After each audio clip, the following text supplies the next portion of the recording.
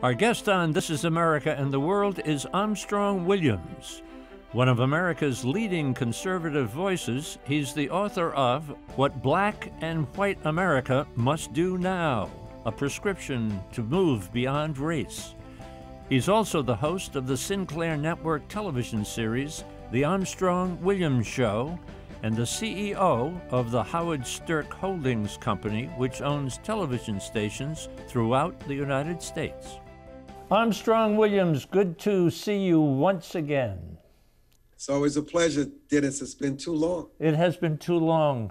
We're doing some programs that have to do with race, racism in America, and I wanted to get you involved, to get your viewpoint, your take on it all. When you look at America, what do you see as far as race and racism is concerned? Oh, boy, that is the question that everybody wants an answer to. You know, it shocks me that no matter who's in the White House, whether it's former President Barack Obama, or the Clintons, or the Bushes, or the Trumps, the issues still persist. They all have their race moment, whether it's Ferguson, whether it's George Floyd, whether it's Baltimore, they all have these moments. Whether you have a beer summit, or whether you create opportunity zones, there seems to be certain things you just cannot legislate, Dennis. You know, when I was growing up on the tobacco farm in Marion, South Carolina, my parents always taught me a person's outer wear, their skin, their clothing, tells you nothing about who they are. You gotta extend your hand and say, hi, my name is Armstrong Williams. Let's get to know each other. It's their character, their steadfastness, their humility, their work ethic, their discipline, the like-minded values that you may have. And yet we live in a society where the media push these things called labels. If you say racism, you think you understand everything about a situation. And it's far more complicated than it is. And then we look at a younger generation where you see these interracial marriages, you see these friendships, these business collaborations as if they've forgotten about the pains that their parents and their grandparents have gone through. And they can see the vision of Martin Luther King, where we don't judge one by the color of their skin, but the content of their character.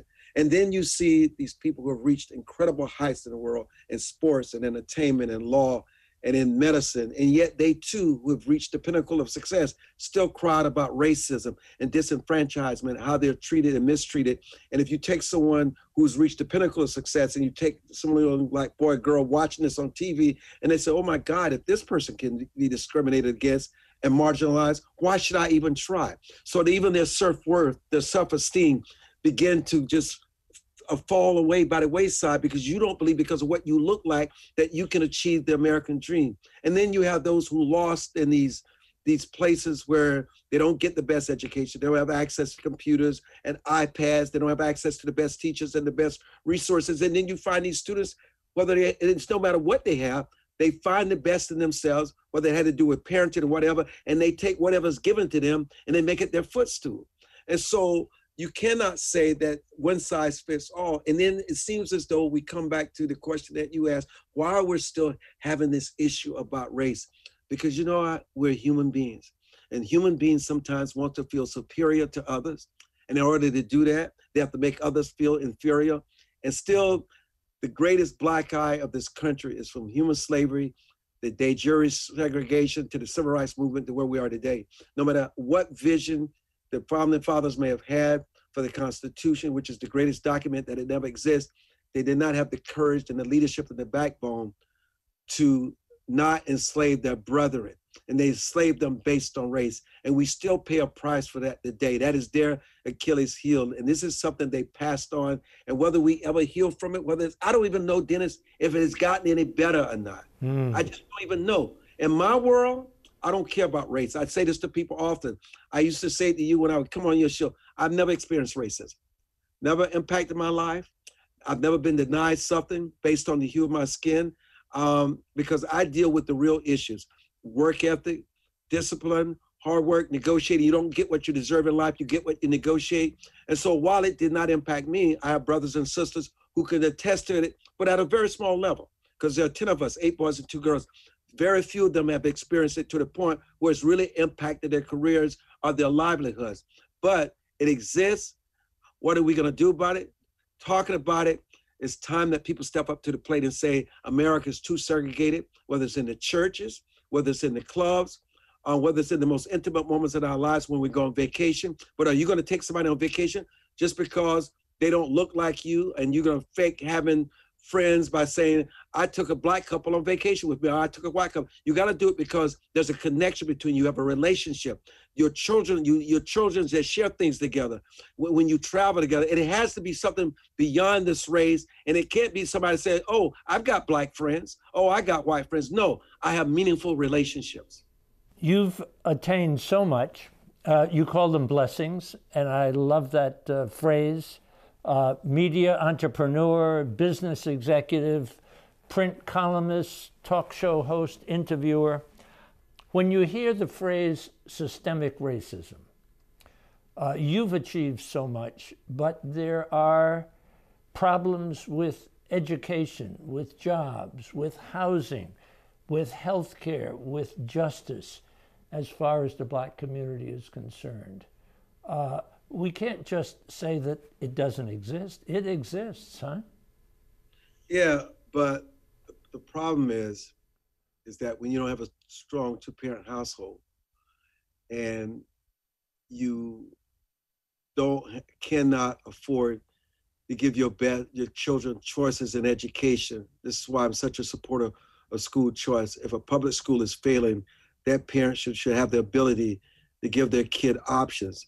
If you have children going home and the parents are, and I'm not just not a black issue for me, this would be with anybody. If the parents are illiterate and can't read back and understand what the child is saying to them, if you cannot understand the possibilities of how important it is to travel and to learn music and to bring books at home and read and go to the library, and if you don't instill that kind of discipline in your kids, for me, I grew up in a state where we're in the second on the bottom in education when I was growing up in South Carolina. But for my parents, I had to go to the library, I had to read, I had to write these essays. I had to participate in speaking and oratory and 4-H. And so my parents were very involved in our education. And today, many parents they're only involved in their kids' education when they're failing and it's too late. And no matter what you may say about the systemic issues that you mentioned that may exist and that still exist in some ways, a strong education is always your passport to overcoming whatever issues may persist in any of these institutions. What is the fear that exists with white folks and black folks? There is a fear, isn't there? And how do you explain that? It's funny. The media plays a role in that, and the kind of stereotypes that they reinforce on television and movies, even in sitcoms, even in their headline news. There are people who are in a mindset, because we look at Chicago and how just the brutal killing that happens in those inner cities, how they kill each other. And, I remember Jesse Jackson once said that he was walking down the street and he heard these footsteps and he became fearful. But when he turned around and realized they were white, it put him at ease. And then he realized he had to check his own prejudices and racism that exists with him. And here he is, a civil rights icon. These things are so ingrained in us that we stereotype people fairly and unfairly. We stereotype them. The thing about, for me, I don't meet someone and see their clothes. I don't see their face. Race is irrelevant to me. I judge a person's actions and their behavior. I am an advocate, and my humanity is for all humanity, because if I shut doors to someone because they're Jewish or because they're white or because they're Asian, what I'm eventually doing is closing doors to myself and my future generations. And what people don't realize, that there's a value in people, and that value is everybody has a value. God created all of us with a gift that is so exceptional that none of us have that same gift. It may be similar, but everybody has something that's unique. And it is that uniqueness where you build these networks with people, not only help you build a better world, but it helps you build a better community and a better life for yourself. And once you understand the connectivity between all of us, like Dr. Carson says to me often, when he cuts open the brain, he doesn't see black or white or blue or green. We all bleed the same. The brain looks the same.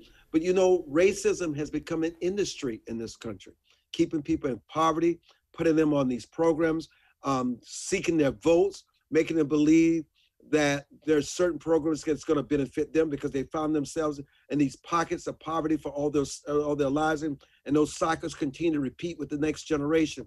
And so, and some people along the way find their freedom. They realize while the government may have some very benevolent programs that they mean very well, sometimes these programs keep them in the worst kind of poverty, and in some ways, the worst kind of dependency. And some people are able to break out this through entrepreneurship. And one of the things that Dr. King talked about towards the end of his life is how do we get from civil rights to economic rights? And the one thing about economics rights, when you're an entrepreneur, when you own your business, it comes with a lot of challenges, comes with a lot of obligation, and it certainly is a risk.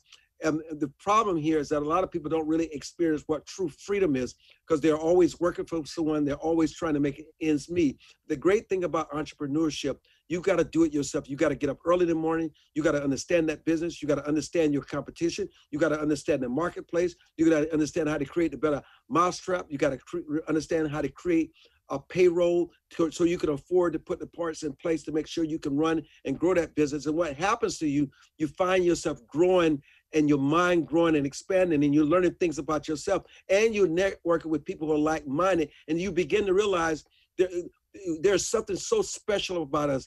There's something so unique about us. We never know what we're capable of until we're in a struggle and we overcome that struggle, and it makes the next struggle much easier than the one before. Take a little break. Back on the other side, I'm with Armstrong Williams.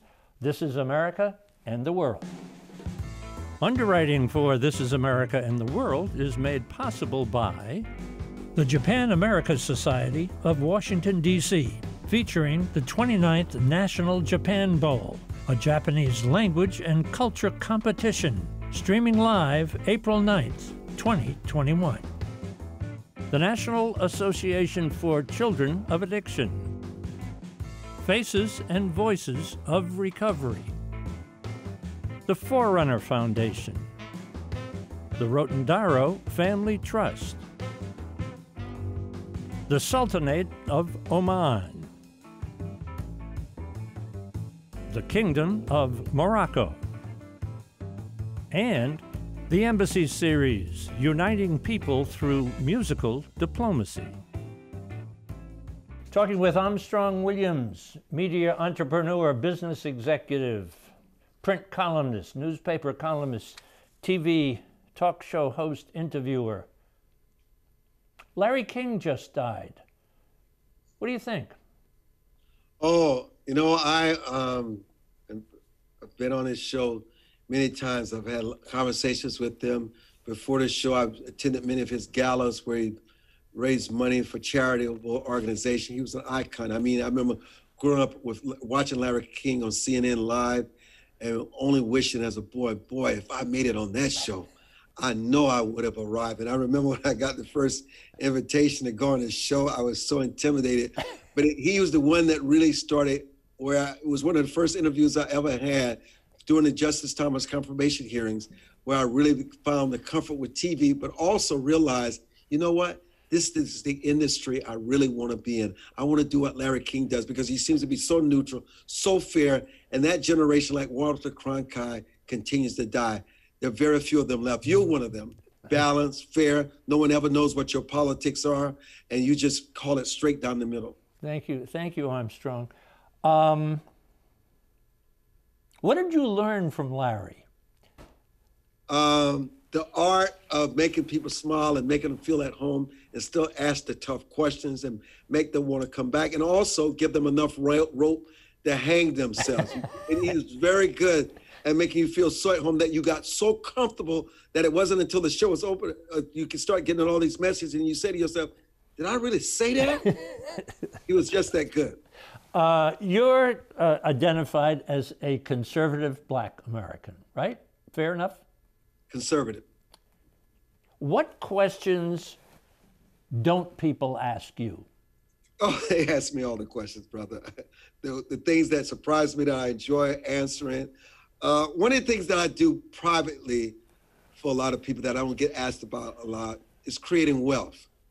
when my executives became very insecure after COVID-19, whether they should come to work, whether it was safe, there was so much we did not know about COVID-19, I decided to return to the stock market with about 10 or 15 of my executives. And when you're creating wealth, when you're creating and making money, people tend to forget about the COVID-19 while it exists. They forget about the loss of their economy because they're creating a new economy for themselves, and never saw the stock market as an entrepreneurship thing. They never saw it as a business for themselves, but they're making a little extra income every day. I wish I had your advice over the last 9 or 10 months. 74 million Americans voted for Donald Trump. Who are they? What's the goal? You know, they're like everyone else. They're just often misunderstood and marginalized. I was with them on January 6th, from the beginning until the end of the day. They're Americans that feel as though they've lost their way of life. They've lost their industry. Their children are isolated because of COVID-19, and they're miserable. Some of them are suicidal. Parents have had to quit their job to teach their kids. They've lost their income. Many restaurants and other industries have been shut down. They've lost their way of life. People can't, the patrons, and even when they open the restaurants up on a limited schedule, people cannot get to the restaurants and eat. And even when you get there, you have to social distance. And there's really no data that shows that being in a restaurant is an environment where you contract the virus. I think no matter what you may say about Florida, which is more open than any other state in our country, while they may have a higher case of coronavirus, 99.9% of the people survive it, and the businesses are open, the economy is working, and the job markets are not dismal like they are around the rest of the United States. And so these people just want America. They don't want to make demands that they have to wear masks. They believe they have reasonableness where they know to wear them when they need to wear them, and places like restaurants when they're asked to, when people are uncomfortable. I just think the American people just feel that so many of their freedoms are being limited. And then you have this thing where big tech is now censoring people in their appearances, that they're censoring people who have the conservative ideology.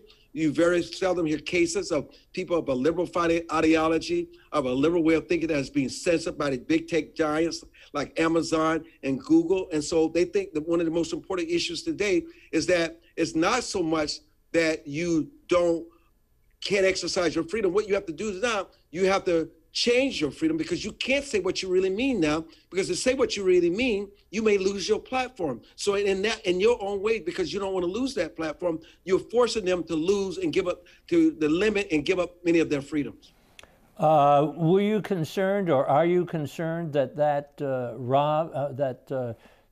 riot, the mob, the breach of the Capitol was really threatening our democracy, huh? Are you kidding me? I was there. I was inside the Capitol during that time. I know you were. And I saw it. I could not believe that many of them were Americans. The vandalism, pulling things off the wall, using fire extinguishers to spray police, the disrespect, trying to, I mean, I was just dismayed.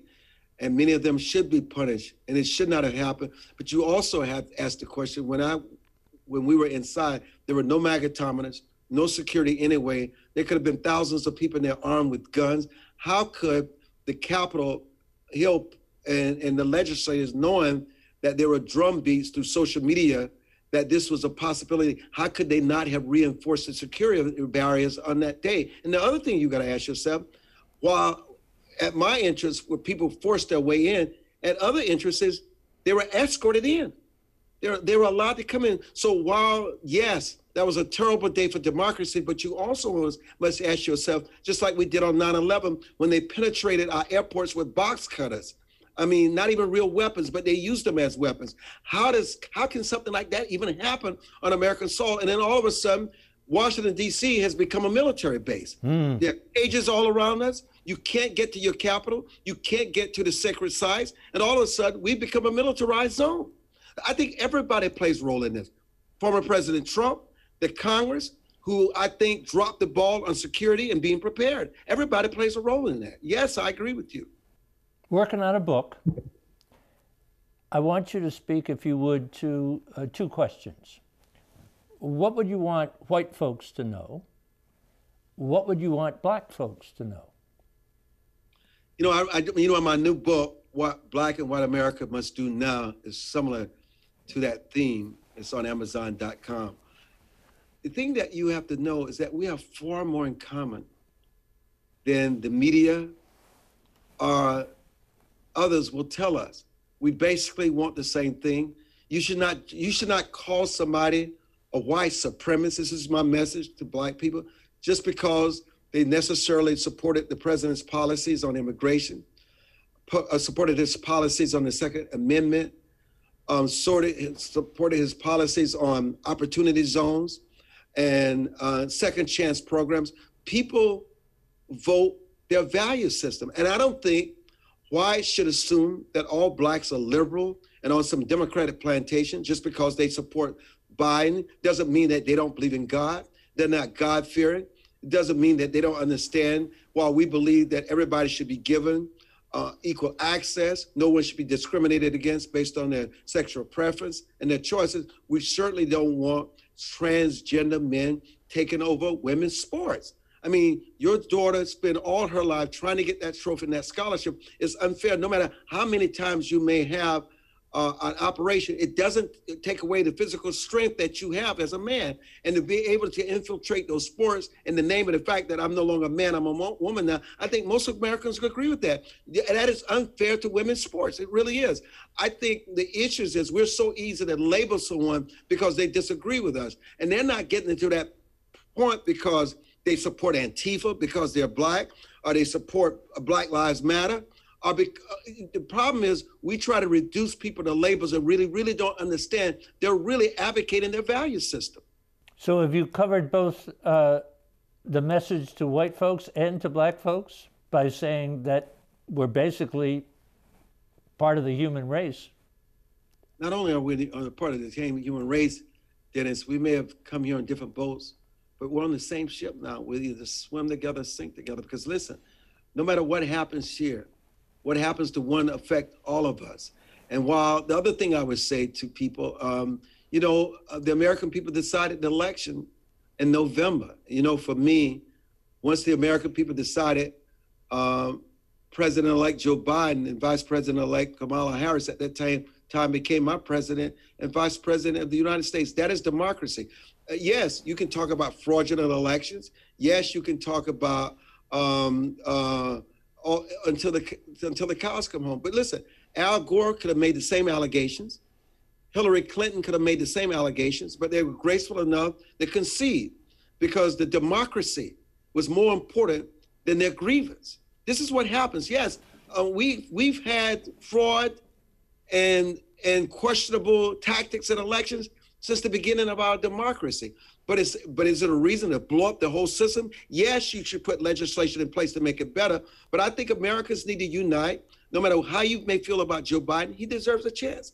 He's our president. We need to unite behind him. And because we criticize him doesn't mean that we are anti-American against Joe Biden. We just don't necessarily agree with his policies. That's who we are. Are you concerned about, as we wrap up here, the 140 members of Congress in the House and in the Senate who kind of supported this idea that it was all a big lie, that President Biden is President Biden, and as president-elect, he was going to take over the office? Does that concern you? Yes, and the marketplace and the people responding. But that's why I respect Senator Mitch McConnell. You can say whatever you want to say about him. But when the Electoral College certified the election on December 14th, he reached out and congratulated President-elect Biden. And he also told his Senate colleagues, do not cross that aisle to join any Republican that want to contest the legitimacy of this election, because I don't think America's ready for that. You could tell that he had the kind of vision that they could not have, and he tried to lead. And even though they could not see the vision, we saw what the culmination of all of it was on January 6th.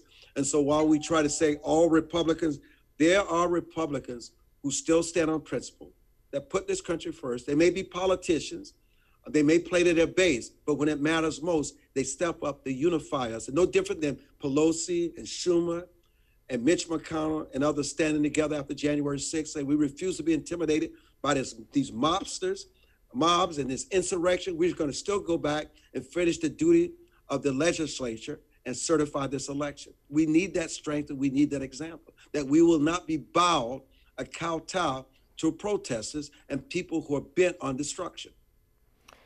Armstrong, great to be with you once again. Thank you for the education. When the pandemic is over, second quarter, I'll see you in person. You can see me now.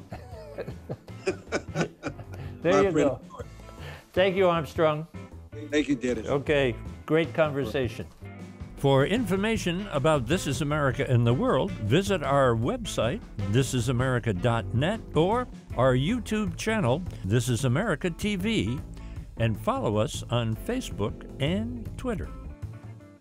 Underwriting for This Is America in the World is made possible by the Japan-America Society of Washington, D.C., featuring the 29th National Japan Bowl, a Japanese language and culture competition, streaming live April 9th, 2021. The National Association for Children of Addiction. Faces and Voices of Recovery. The Forerunner Foundation. The Rotondaro Family Trust. The Sultanate of Oman. The Kingdom of Morocco, and the Embassy Series, uniting people through musical diplomacy.